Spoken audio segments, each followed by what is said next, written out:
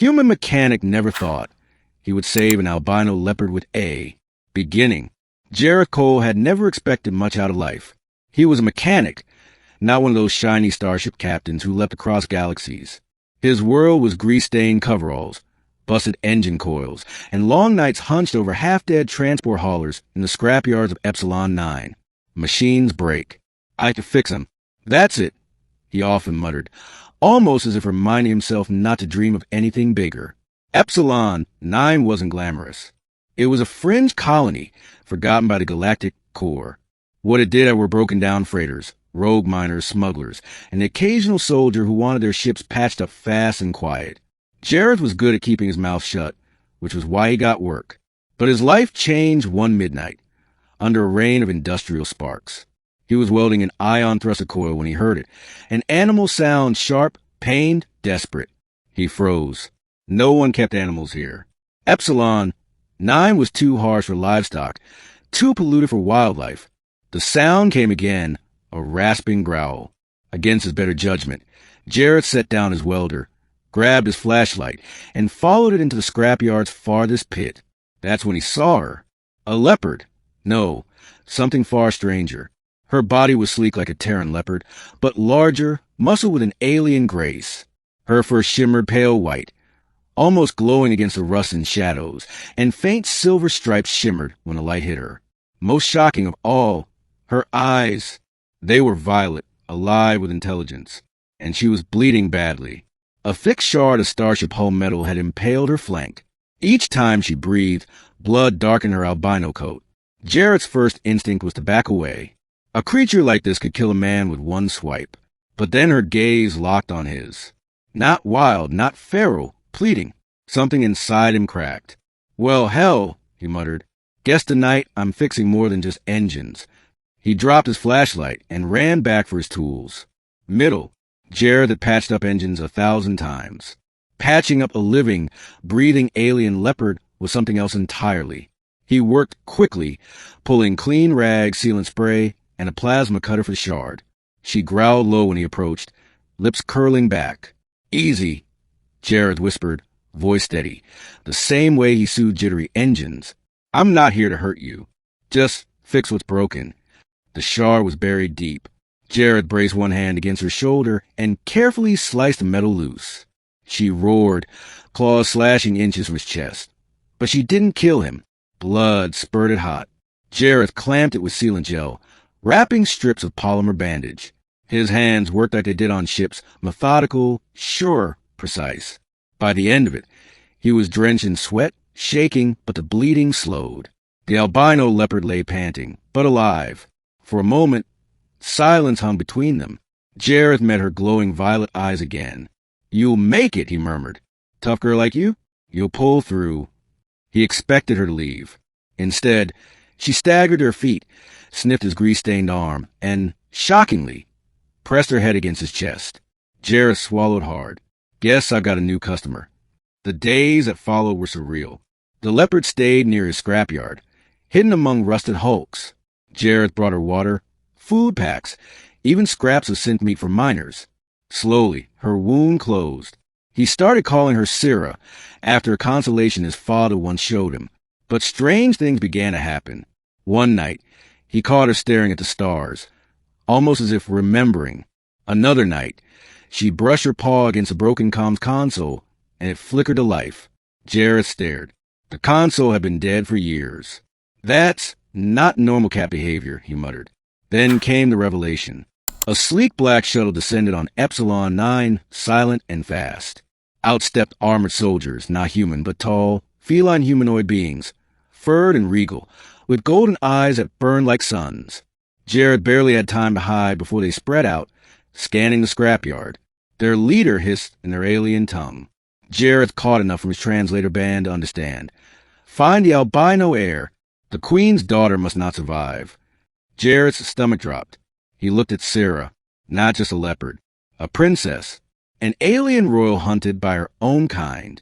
Damn it, Jared muttered, gripping his wrench like a weapon. What V I got myself into? For 2 weeks, he hid Sarah from the hunters. He built decoys from scrap, welded shield from starship plating, and rigged old thrusters to blast smoke screens. Syrah helped, astonishingly. She seemed to understand his plans, even nudged parts into place with her paws. But the hunters were relentless. One night, they cornered him. Jared barely had time to shove Syrah into a hollow engine shell before the soldiers stormed his workshop. The leader pointed a plasma rifle at him. "Human, you have seen her." Jared's hands shook, but he forced a grin. "You think I've got time to babysit royal pets? I fix ships, not cats." The leader growled. "If you hide her, you'll die screaming." They tore through his shop, smashing tools, burning his welders. Jared's chest burned with fury, but he said nothing. When they left, the scrapyard was smoking ruin. That night, Syrah stepped out of hiding and pressed her head against his arm again. Jared clenched his fists. "No more hiding," he whispered. "If they want you dead, we'll fight back." The fight came sooner than he expected.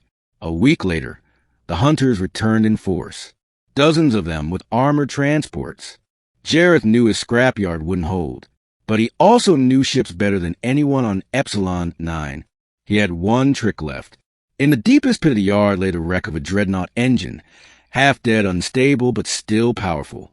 Jareth had been tinkering with it for years, dreaming of restoring it. Now he had a better idea. "Come on, Syrah," he said, tightening his gloves. "Let's turn this junk heap into a bomb." The hunters stormed the yard at dawn. Plasma fire lit the skies. Jareth triggered his traps.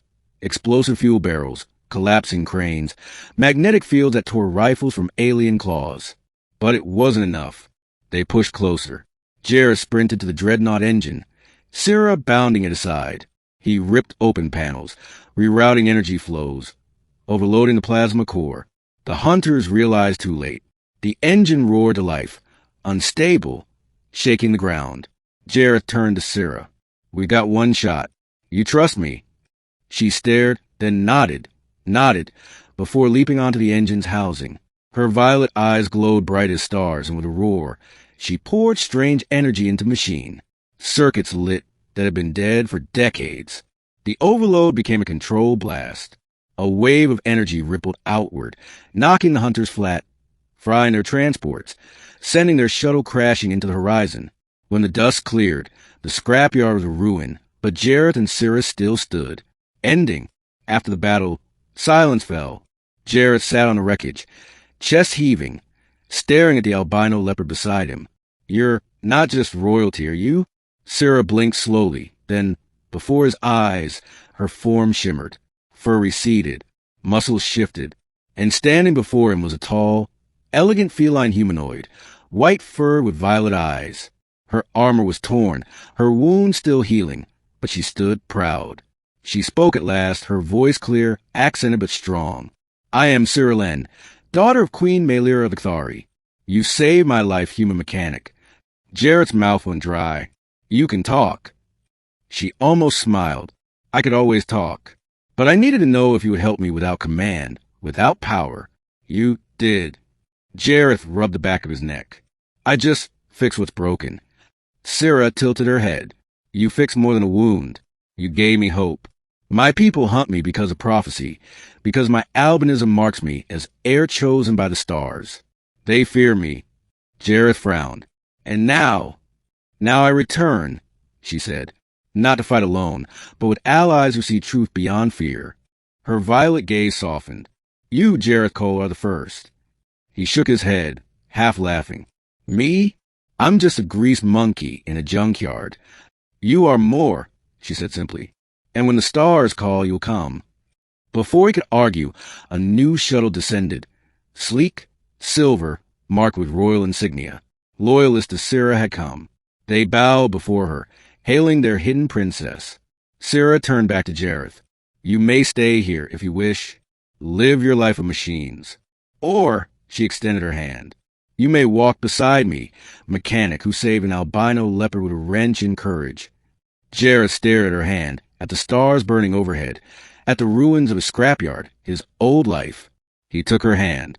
"Well," he said with a grin, "guess it's time I learned to fix starships bigger than freighters." Syrah's smile was radiant. Together, they boarded the shuttle. As it rose into the endless night, Jareth looked back once at Epsilon 9, sparks still glowing in the ruins. Then he faced forward, beside the princess he had saved, stepping into a future he'd never dared to dream. Because sometimes, even a human mechanic can change the fate of galaxies by saving an albino leopard with nothing more than his hands, his heart, and the stubborn belief that broken things are worth fixing.